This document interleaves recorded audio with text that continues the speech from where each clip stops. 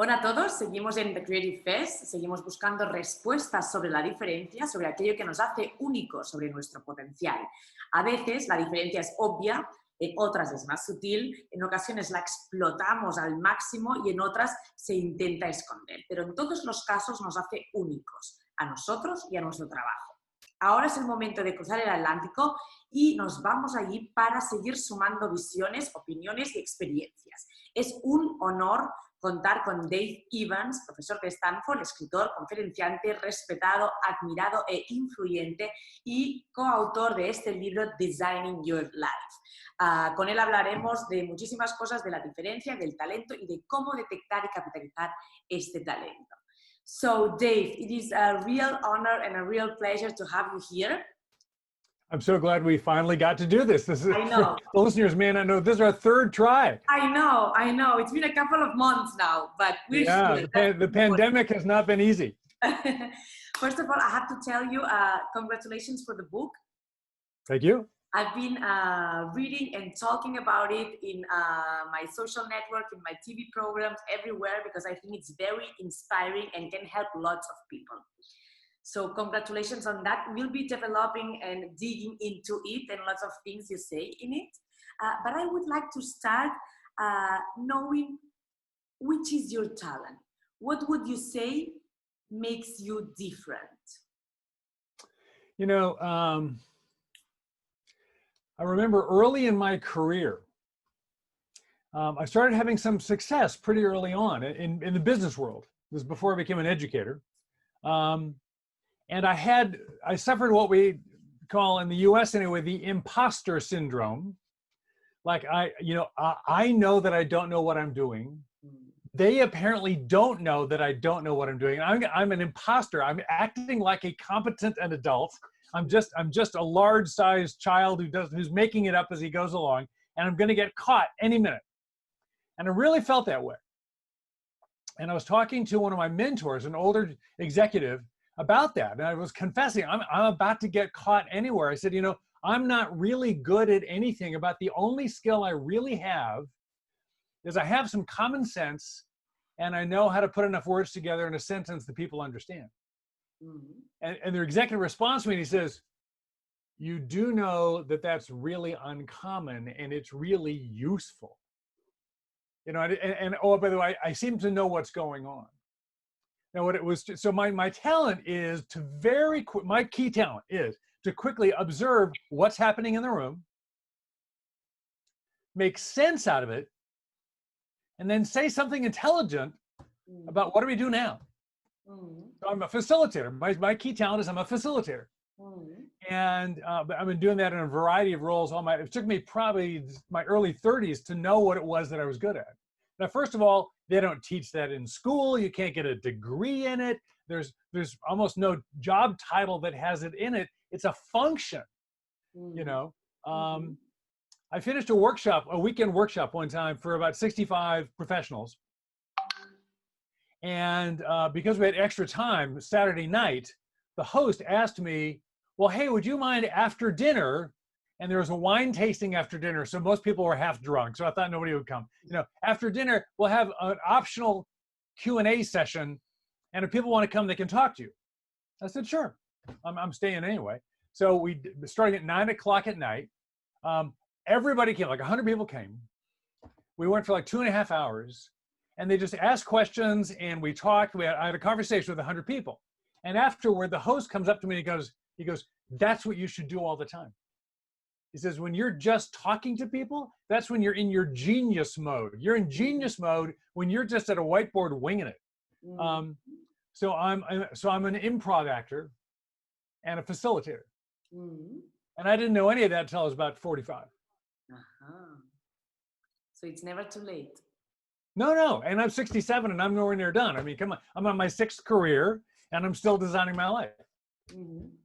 So designing your life, it's a job that never ends, right? You continually have to, I guess, hear to yourself and reinvent yourself, no? And go searching for this genius mode, no? In which you are supposed to be. Yeah, I think it's lumpy. I think it goes in bumps. You know, it's like when the snake eats the rat. The big thing goes through through the snake. I don't think you're actively at the same level of reinventing yourself all the time. That would, you'd just be stressed forever. You sort of figure it out for a while, and then you're changing, and then it kind of makes sense, and now you're doing it. You're kind of doing it, and you're getting better, but you're incrementally doing it for a while, and then either it changes, the job does, or the world changes. A pandemic starts, or you change. And then, I guess it's time to do it again. And so we're always designers, but sometimes we're making a big design project. And then I think that comes, every couple of years, once a decade, it's not every day. I was talking the other day with James Victore. I don't know if you know him. He's an artist also living in the US. And he just published a book as well that's called Fact Perfection, which talks about how important imperfection is. Yes. And he says that what makes you weird as a kid makes you great tomorrow. What would you say, first of all, how do you feel about that? And what would you say made you weird when you were a kid? Yeah, I think, because we work with now literally hundreds of thousands of people. I've heard probably 10,000 stories personally. And there are, so I don't have a lot of rules. Okay. Now I will say I think for many people that phrase, what makes you weird when you're a kid works later on is true. So what's going on there? Well, there's some people who are born to be grown-ups. And that thing in you that makes you an interesting grown-up does not make you interesting as a child. During recess at school, in kindergarten, it's not working. But it'll work great when you're 35. And then for some people, exactly who they were when they were 10 is the same as when they're 20, and it just works all the way through. So I don't think you can say there's a rule there, but there's a lot of who you are as a person that takes a long time for the world to recognize as being useful. Is it, would you say, is it easier to know what you want than to actually get it?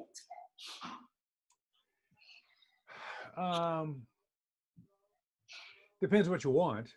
There are some people who want, I was on the phone years ago to Parker Palmer, who's he's an educator. Yeah. He's famous for the book Courage to Teach. He writes beautifully about teaching as a vocation. And I was talking with him about what I was thinking about trying to do. I was going from the business world, trying to help young people figure their lives out. I wasn't teaching at Stanford yet by a long shot. And what happened was we were talking, and he said, yeah, it's really hard to know what work it is you want to do. And I said, Parker, I know the work. I just don't know the venue. I don't know the place. There's no place to do what I have in mind. There's nowhere you can do what I'm trying to do. And he said, oh yeah. And he at the time was about 72. And he said, my 94-year-old mother keeps asking me, when am I going to get a real job? So I think for some of us, what you long to do, the world hasn't figured out. So getting it's really hard. For some people, what you want to do is readily available.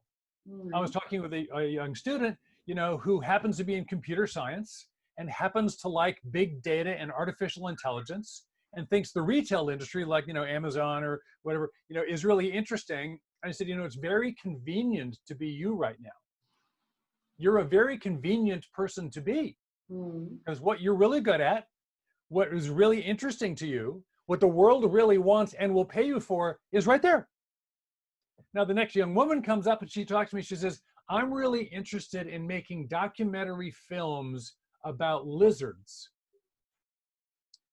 Okay. It's not so convenient to be you. So it just depends on what the world wants. If you wanted to be a huge rock star in the 18th century, you should be a castrati tenor singing opera. Those are the biggest rock stars on the planet. If you're a castrati tenor right now, not so hot. So you can't pick if the world likes what you want in a particular moment in time. So I will say some of the happiest people are people who are have more than one thing they like. Okay. They can like more than one thing. So they can pivot toward what the world is doing. So people who I have one passion, just one passion, and the world's not doing it. Oh, that's rough. Mm-hmm. Now that you talk about passion, I read in the book that you say that passion is something that takes time, right? That needs exercising. I would love to develop you on that, because I always felt the other way around. I always thought that passion is what you feel and then you work with it to get your dream done. No? Right. So what's going on is the passion thing, right? So Bill and I, my partner, are getting a reputation as being sort of the anti-passion guys. Yes. Well, that's because, at least in this country, and we're hearing all over the world, a very popular question is, what's your passion? Bibiana, what's your passion? And we think passion is great. Mm-hmm. We love for people to have passion and to live passionately. What we're concerned about is you can't assume that everyone knows their passion. They know it early in life. They know it before they've tried it, and the world will let them do it. None of those things are necessarily true. And for many, many people, passion is the outcome of having lived into life well for some years rather than the starting place. 8 out of 10 people answer the question, what's your passion? By saying either, I don't know yet, I haven't found mine, or I have 4 or 5. Which one did you want to hear about?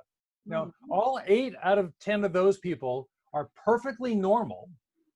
But the question, what's your passion, as the right starting place in modern life, makes them feel guilty, like I've screwed up somehow. And there's nothing wrong with it.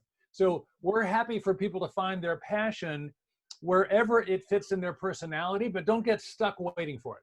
Mm-hmm. Is your passion usually related to your biggest talent? Maybe, maybe not. Sometimes your passion is related to your deepest longing, right? My wife and I have 5 adult children. 4 are married. We have 8.5 grandchildren. Our youngest daughter is not yet married, but she's been working, saving the world, working with at-risk young women in the townships outside of Cape Town, Africa. She's lived in Africa for years. She's home with us now during the pandemic. Well, her passion is fighting for the rights of oppressed people, particularly oppressed women of color. That's not a talent. There's not, here's how to do unoppressing women of color. That's something you care about. I know a woman whose entire life is organized around her passion for Santa Barbara, California. There's a location that she is all about, right? When we were in Barcelona a couple of years ago, we found people who were there because I just love Barcelona, and it wants to be its own country, right? So passion comes in a variety of forms. I think for the artistic and the makers and the creatives particularly, it can be around the talent, because that's an inside-out passion. Some passions are inside out. It's my skill, it's my longing, it's my power. Some are outside in. It's external beauty, it's working with people. I'm a terrific extrovert. Bill is a huge introvert. For me, it's all about people. My talent is over there. It's called people. Oh, your talent is people. I like this idea. Talent is people, no? And getting connected to them and helping them. And what would you say? Yeah? Yeah. And you probably like that because you're a communicator. I mean, your life is organized around connecting people and ideas and having a good, let's have a conversation, right? Well, you and I both have conversations for a living. What a deal. I know. That's the most amazing job in the world. No? It's terrific. We would agree. Okay, let's talk about the book. In designing your life, somehow you apply the principles of design thinking to your life, right? To somehow finding and detecting your talent. So it's about analyzing and studying and experimenting yourself as if it were a project. Exactly right. And in the key word in that sentence, as you put it, is experimenting, which we would call prototyping. In understanding design thinking, now, Western Europe in general, and Spain in particular, is very design savvy. It's a design-centric place. So my guess is many of your listeners understand this. But in the world of design, briefly, there are two schools of design, roughly. There's what I call craft design, and there's design thinking. Now, craft design is ergonomic design and furniture design and fashion design and graphic arts, 3D design, all that kind of stuff. It's the design that's been around since, Michelangelo, since Galileo. And so it's very, very old, and the people in that design world, which is still going on, of course, look at design thinking, go, that's not design. You didn't make anything. Design thinking, originally called human-centered design, that's the technical term HCD, is a methodology for innovation. It's not, you can get a master's in human-centered design at Stanford University and still not be very good at drawing. A real designer would say, that's terrible. So design thinking is a way of thinking about coming up with new ideas to solve nasty problems when you don't have analytic tools to solve it like an engineer would. An engineer knows the equation, knows the material strength of steel or concrete. I can go solve that problem. Well, there are a lot of problems you can't solve, So if I can't solve it, I have to make it up. And the best way to make it up is to try it and then learn something, and then try it again and learn something, and try it again and learn something. And we call that prototype iteration. Now you, a human being, have got two problems. We don't know who you are yet because you're still growing. And we don't know what it is you want because it lands in a place we've never been called the future. So somebody we've never met called you, and a place we've never been called the future, that's what we're working on. Well, how do you do that?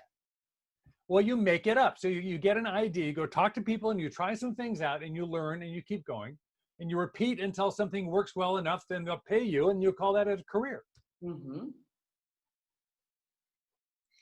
Why is that people get somehow stuck in knowing what they want? No, you were saying in the book that 80% of the people don't know what their talent is, what their passion is. Yeah. Is that they don't find answers because they don't want to look for them, or because it's just hard work? What is the problem? Well, I think hopefully it's neither. I mean, some people don't want to do the work. Interestingly, we've now spoken with many, many, many people and been read by and conversed with hundreds of thousands of people, but we're only talking to, and my guess is this interview is only being listened to by people who are interested, growing, open-minded, willing to try somebody else's idea, willing to share their thoughts and collaborate with other people. And if it doesn't work, keep going.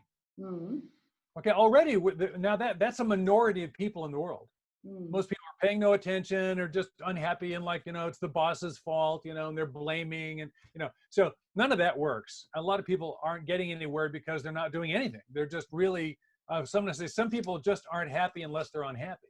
They've made the victimization of their problem their best friend. We say you have to accept the reality you're in. And the number one step of design is acceptance. You have to accept where things are because you can't solve a problem you're not willing to have. So if you're willing to have the problem you've got, I'm stuck. Okay, now what do you do? Well, the way you get unstuck is many people are stuck on a thought that has them frozen and it's not true. Like, okay, so I have a degree in mechanical engineering and a master's degree in thermosciences. I was trained to design automobile engines. Okay. And I came out of Stanford trying to work on advanced energy stuff, solar energy and stuff like that. This is 1976, 45 years ago. And nobody was doing that. So I'm stuck. And of course, I have to be unhappy because I have the wrong degree. I've got this degree in my hands. It's the wrong one.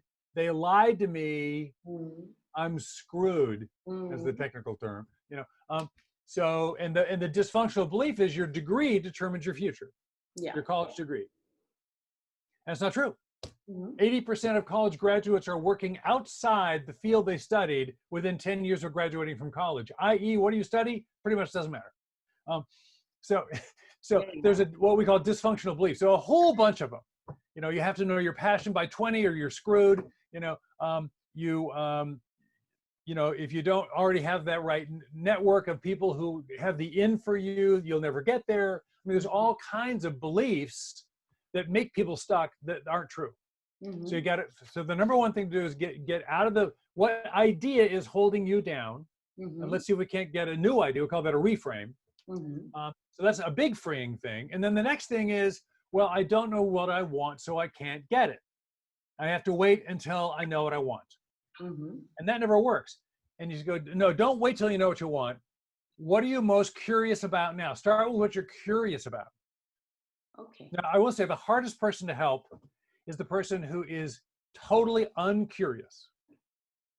But frankly, they never talk to us. So I don't know how that works. So I said, even if you don't have a lot of curiosity, if you got any, like just a little tiny bit, okay, what's the thing on the top of that little tiny pile of curiosity? Well, I guess I'm a little bit interested in, the issue of, race and bail. In this country, by the way, it turns out bail, getting out on bail from, Uh-huh. while waiting for a court trial, is very expensive, and poor people can't afford bail. So poor people plead guilty to crimes they didn't do to get out of jail because they can't afford the bail. Yeah. Prisons full of people pleading to things they didn't do because they can't afford bail. Mhm. Okay, let's say I think that's like an injustice that I think is a little tiny bit interesting. Okay, go read some articles, meet somebody you do, go down to the court and talk to a bail bondsman. Just get your face in it Mhm. and see what happens. Mhm.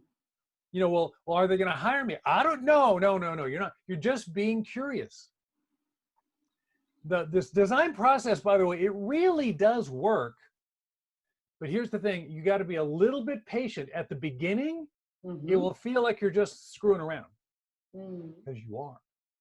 Mhm. Well, how do I get the job? Don't worry about that. You're going to go, you haven't even met those people yet. Mhm. 6 months from now, 4 months from now, something else is going to happen. But just start with curiosity, make it a project. Just like you said, it's a project. Let's go learn something about that. See if we can't get our feet wet. That's Mhm. all we're trying to do. Okay. Okay. What does come after curiosity? Well, interesting. We were about to go on television on a live news show in Toronto, Canada, a couple years ago. Uh-huh. At 4 a.m. when Uh-huh. nobody's watching. And they were running behind, and the assistant producer stands behind the camera and he whispers to me, he goes, "Dave, we're behind. Your 7-minute interview is now 3 minutes. We need the book in a sentence." And I said, "Dude, we're Stanford professors. We don't give 1-sentence answers." Then he said, "Well, then you're off the air." I said, "Give me a minute." So now it's actually 4 sentences, but here's the 10-word answer to the Okay. entire design process. You ready? Okay. Yes. Get curious. That's the first thing, like you just asked about. Talk to people. Mhm. Try stuff. Tell your story. That's it. Okay. 10 words. Get curious. Talk to people. Try stuff. Tell your story. So you start with get curious. And what do you do? Then you go talk to people who are doing the thing you're curious about. Okay. Uh-huh. While you go out and you buy them a cup of coffee, you buy them a glass of wine, sangria, whatever, you have a conversation, Mhm. which, by the way, is not looking for a job. It's like, "Hey, Bibiana, tell me, you do this TV thing, you do these interviews. How'd you get to do that? You look like you're having a really good time. What do you love about this?" You're just having the story. Get the story, right? Mhm. Now, if you do that, say, "Gosh, this is interesting. Can I come down to the station and watch you do that stuff?" Well, actually, some days we do about public thing. And so then you go try stuff.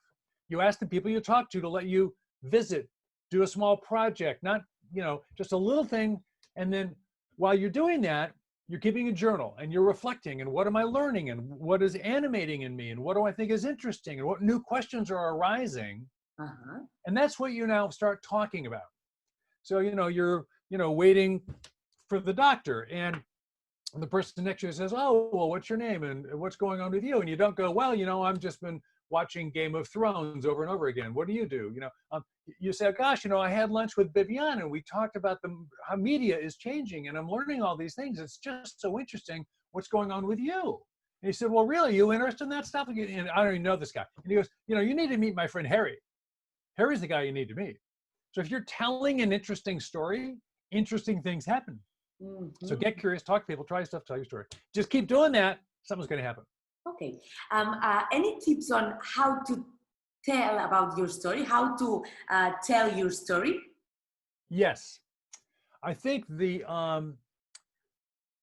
this term in this country, they call it the elevator pitch. Ever heard of the elevator pitch? Yes. Yes. Actually, no, the guys that developed that years ago. And that's actually a sales technique.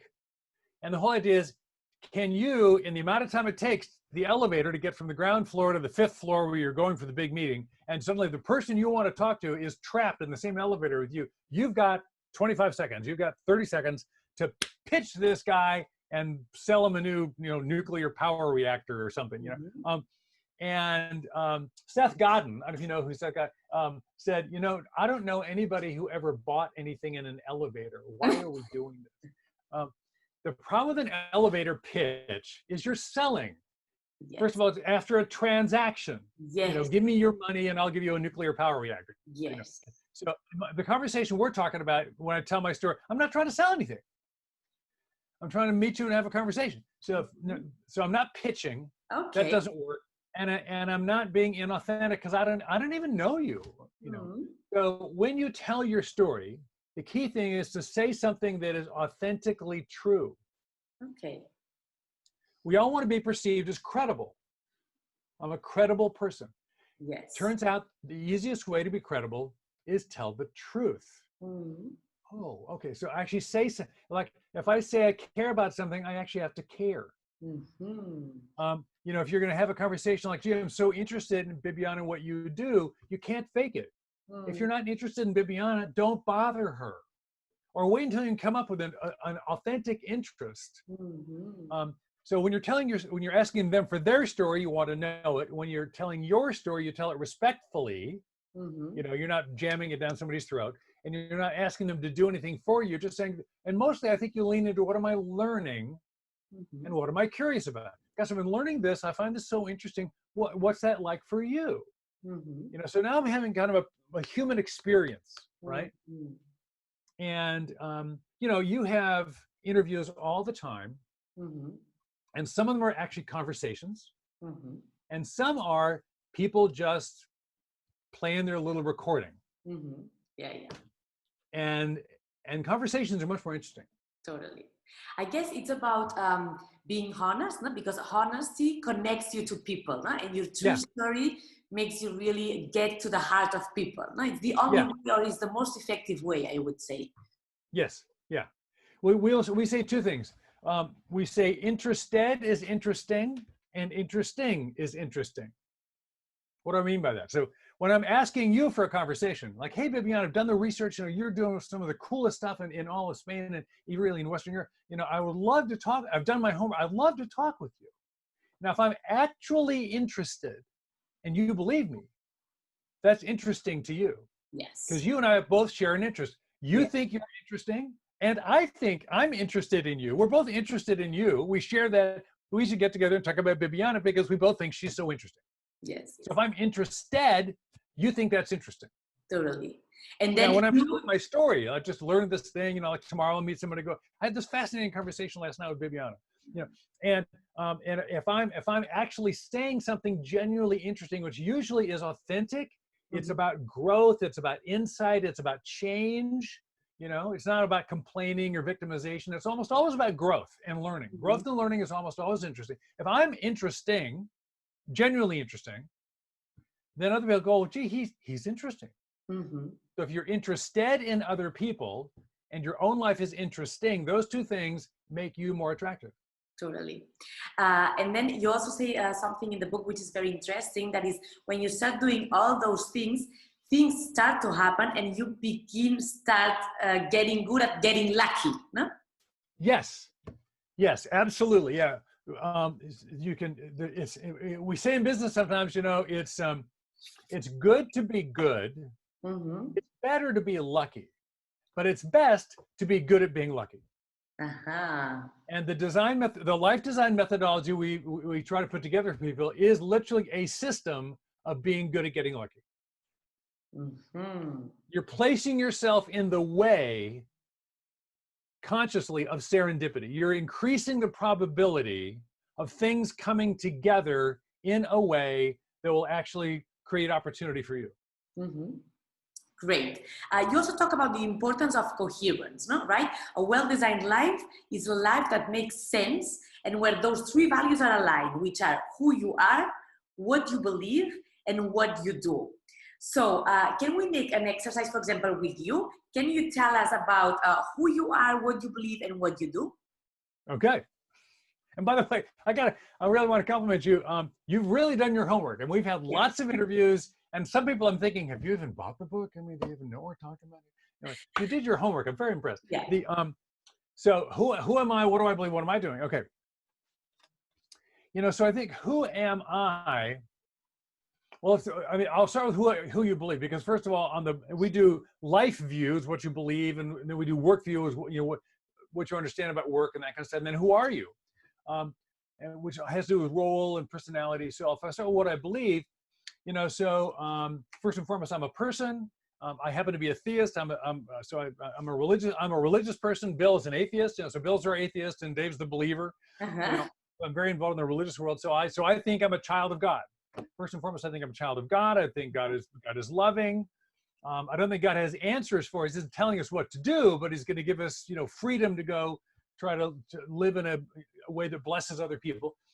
So I think life is about being fully alive in a way that is both, solving problems in the world, redeeming things that are in trouble and don't deserve to be, and, shining a light on things that are beautiful and good.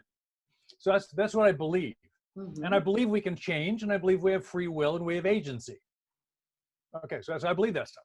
Mm-hmm. Now, so what are my roles? So who am I? Well, I think of myself in roles. I largely think of myself first and foremost as a husband and a father. Mm-hmm. Largely because most of us are a product of our story. My father killed himself when I was 9 years old, so I grew up without a father. Mm-hmm. And I didn't think having no father was a very good deal. We came out fine. Mom took care of us. We were okay. Mm-hmm. I was the baby of 3 children. But I really, really, really wanted to be a dad. Mm-hmm. So first and foremost, I am a dad. Mm-hmm. And at Stanford, I'm kind of rent-a-dad. That's really, that's kind of what I do. And so I have always been I worked in camps. I worked in summer programs. I've been taking care of young adults, particularly 18 to 32 years old, about all my life. So what I believe is this stuff. Who I am is really in a variety. I'm a storyteller and a dad, frankly. Mm-hmm. That's who I really am. And what am I doing? Well, I was a marketing guy for 15 years. Okay. What's that? That's just a storyteller for money. Yeah. Marketing is just storytelling, and then I was a management consultant. I was a management consultant for 25 years, mostly coming alongside CEOs and founders, mm-hmm. and doing, coaching work with them and helping them grow their organizations, mm-hmm. And that was being a helper. Which is, I wasn't their dad because I was their peer, mm-hmm. But I was like their good brother, mm-hmm. And now I'm an educator. Where I'm back to being a dad again, mm-hmm. for less money, mm-hmm. So what I've done has been along those lines. Now, only in these last years at Stanford has my day job literally been helping people figure out their lives. I've been doing that on the side for 45 years. Yeah. I've been doing it on the front for 14. So I think for many people, the way you really think about what it is you're doing is not the way your boss thinks about it.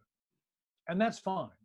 Mm-hmm. If you happen to be in a place in life where exactly what you do and the way you think about it and what it means to you is the same way that the organization you do it for and your clients and your customers think about it, that's really sweet. And make sure you're enjoying it and are grateful, because that's rare.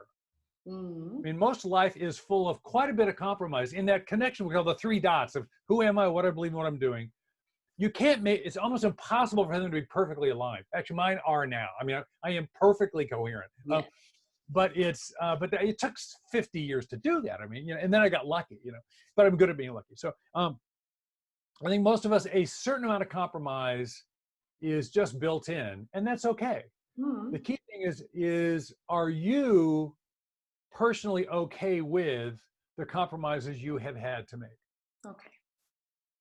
A woman we worked with who was a very successful management consultant, worked for Deloitte and Touche, you know, told the story of, you know, during a 3-day engagement with major clients, and at 3 a.m, she wakes up in this very expensive hotel and runs into the bathroom and flips on the light and looks in the mirror and sees herself looking back, and she screams at herself. She goes, "Oh shit, you know, I'm really good at this and I hate it.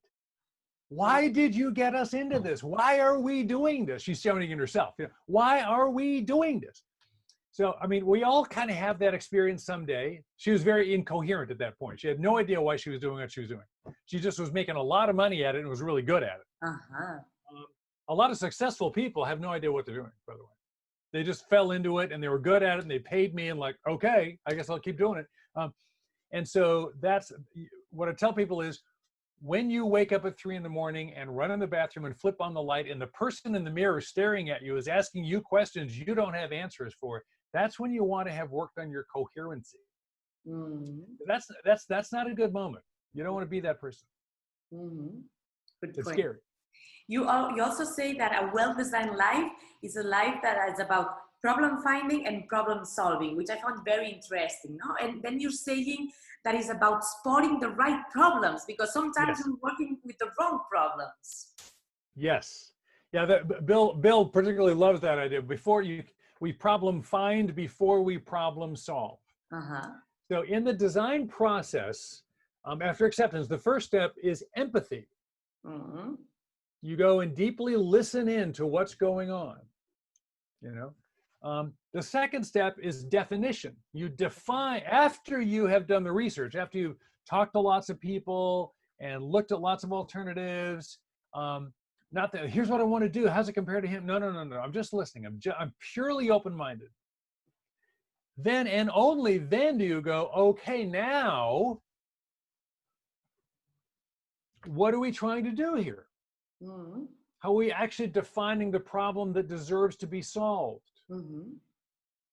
A classic example, one of the famous class projects that turned into a company at Stanford years ago was a company called Embrace.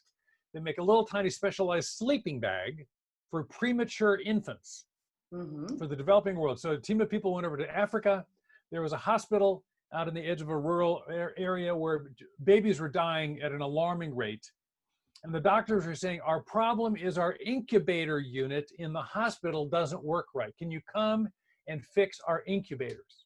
And the team got there and they said, well, maybe, but we want to go see what's going on first. And they said, we want to talk to everybody. And they go, well, here are the nurses, here are the doctors, everybody's here. They go, well, no, the patients aren't here. And well, we'll bring them in. No, we'll go to them. We're going to go to the village. We're going to meet the people. We're going to go on the street, we're going to go to the market.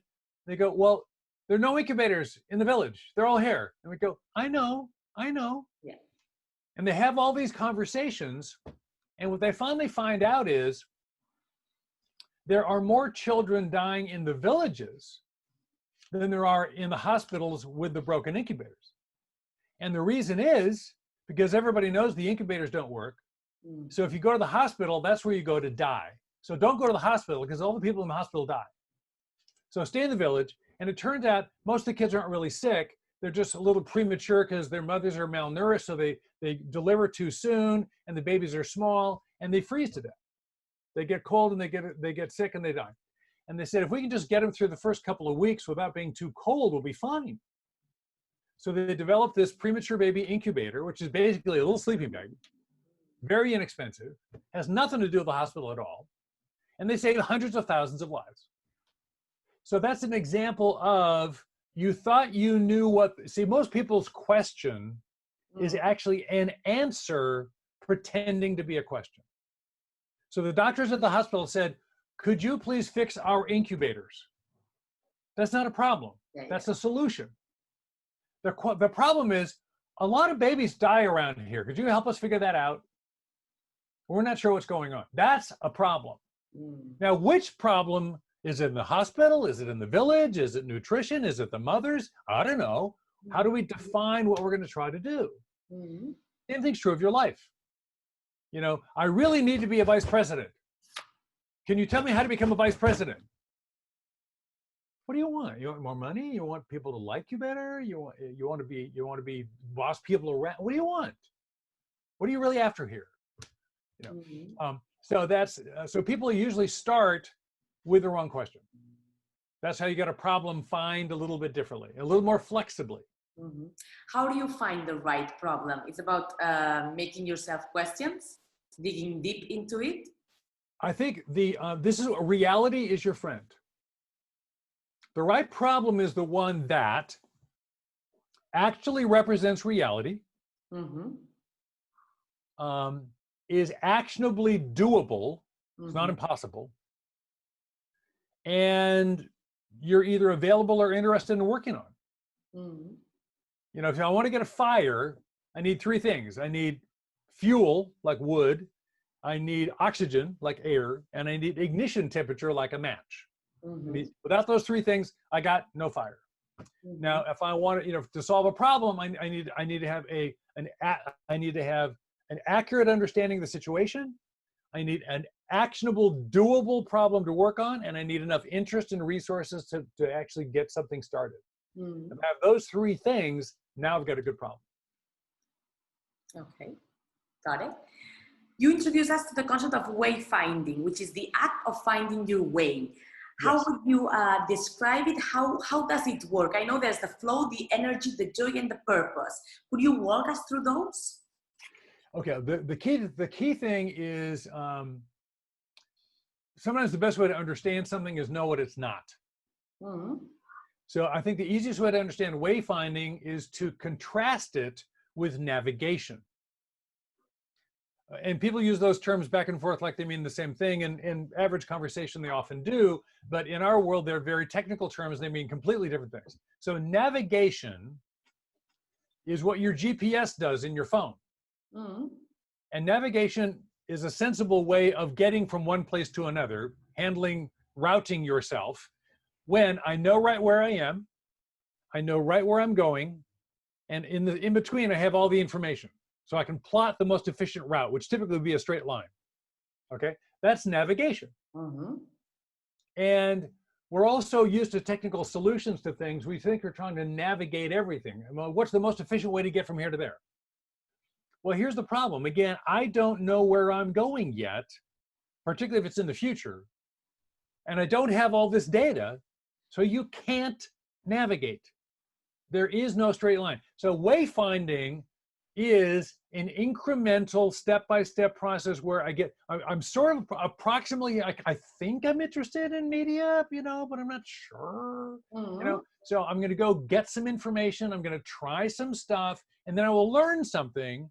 So I'm going to go, my first stop is learn a little bit more about the online media world. Okay. And then I go, then I kind of well, what I really need to I need to know more about writing. It's real about writing. I want to know more about writing. So I'm going to go here to write.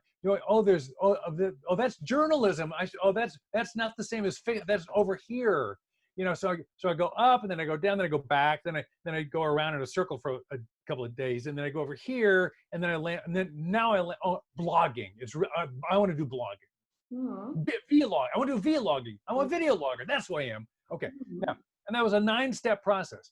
Now here, the video is important here.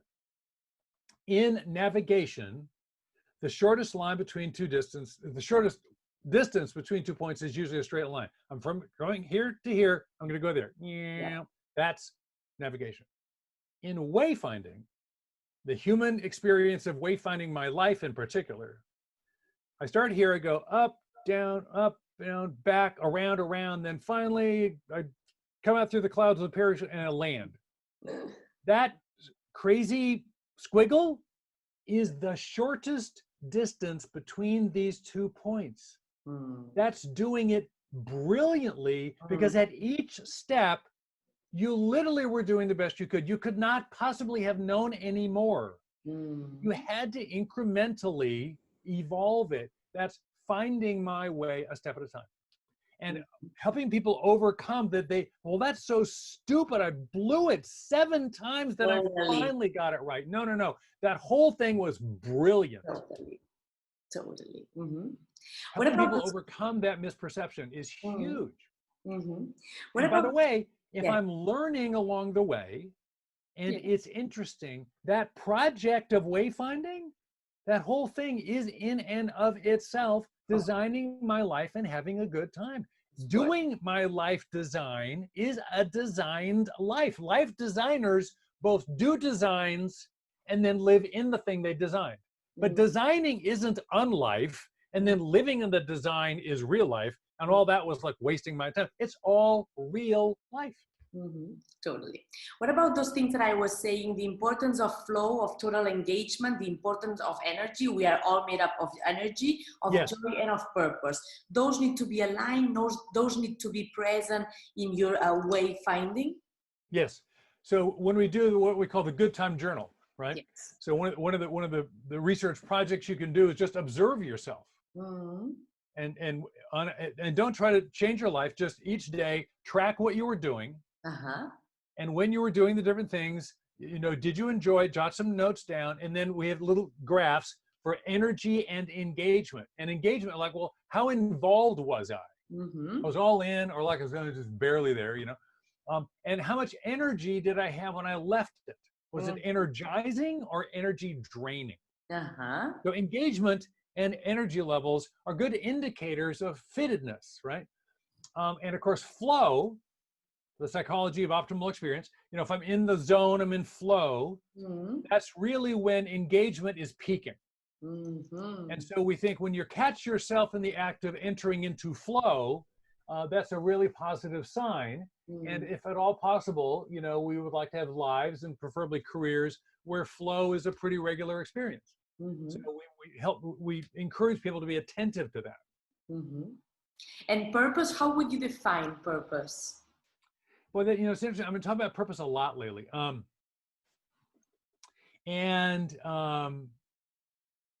actually kind of anti-purpose these days. Anti-passion, anti-purpose. Yeah. I'm in favor of living purposefully. But I think I'm a little nervous about just the word purpose, because people are like, what's my purpose? I fear there's a dysfunctional belief hiding in there, because very often when people say that, what they mean is, there is one highest, best, particular purpose for me that would be the best version of my life, the most noble use of my resources. Have I found it yet? Because if I haven't found it, then I'm off purpose. Are you on purpose, Bibiana? Is this conversation we're having, is this a purposeful conversation? And it's like the bar is really high. And I don't actually think most people have only one possible purpose. Keep in mind, in order for a purpose to matter at all, it's got to engage you to the outside world, and there's 7 other billion people you're not in charge of, so your purpose is not entirely up to you, by the way. It can evolve over time too, very much like passion. And so if I commit to living purposefully, I'm going to be intentional. I'm going to evaluate the values and the ethics of what I'm doing. I'm going to compare and contrast the nobility of one possibility versus another. I'm going to do the work. But I'm not necessarily going to wait to make sure that I know that this is it, because I think a lot of people are missing really worthwhile, purposeful engagement, because it doesn't quite measure up to the purpose they thought they were looking for. So I think sometimes the purpose is elusive enough that it gets in people's way. That makes so much sense. Don't be random, don't be selfish, don't just, mail it in, or whatever, it's convenient, I like it. I mean, okay, that's not good enough. No, that's not good enough. You got to do better. What would you say are the 3 most important lessons you've learned in your life? Oh boy. The first is never ask exclusive questions like that. No,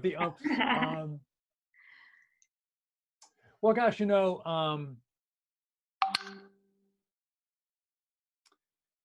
I'm 67 years old. My wife turns 70 next week. Mm-hmm. Not to be melodramatic, but my wife is suffering cancer right now. Oh. She probably isn't going to beat it. Mm-hmm. So we're managing time. Mm-hmm. And we've been talking about what are we learning? So right now we're having an experience of a really intense awareness of our mortality, right? I mean, we all know we're going to die, but the truth is most of us act most of the time like we never will. Because frankly, you can't feel like that all the time. You just go nuts. But when it's actually true, that it's not that far away, it changes things. And so we're trying to sign up to be students in the school of mortality and learn what life has to offer here, in this special graduate school called End of Life that only comes by once. Now, while that's going on for us, it's also really hard, and I really don't like it. And part of me kind of goes, I'm sick. Stanford's working really hard now to try to Bill, my partner, has decided our lab is going to work really hard this summer and may even take the fall off to work on making sure we know how to develop curriculum that is proactively anti-racist. We've never been, like most unconscious white people, we have thought of ourselves not as racist, but that's not the same as being anti-racist. That's post all the craziness going on here, that's what we're working on. Okay, and that's a lot of work. I spent 14 years developing the curriculum we've already got. We got to do it again. So this thing one on your list of 3 is you're never done, and we're always learning, and you got to stay humble in the face of that. So play the long game.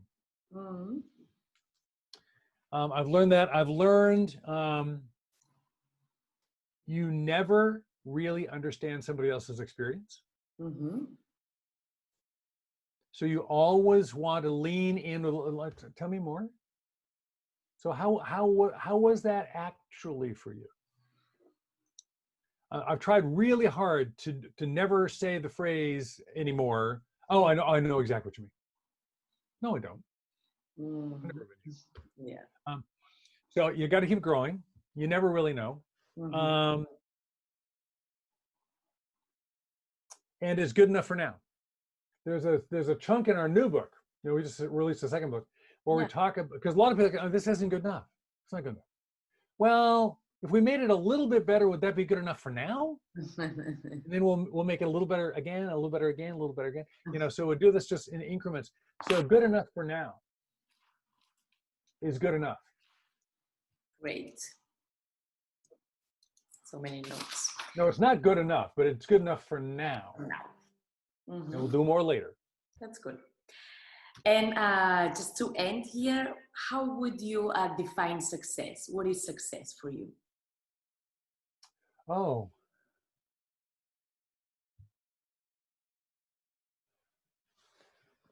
Success is being fully alive and leaving the campground better than you found it.